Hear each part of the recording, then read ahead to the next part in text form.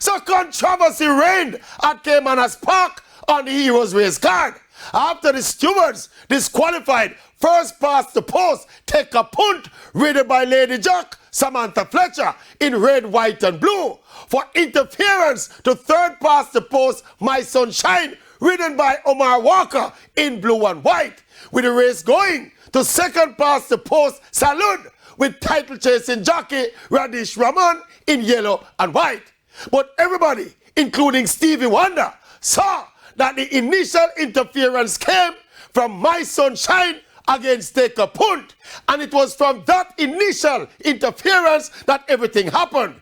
It looked like the stewards start watch the replay late and only saw when Take a Punt seemed to drift across My Sunshine when the punishable offense gone long time, and don't ask if the punter them no go on bad.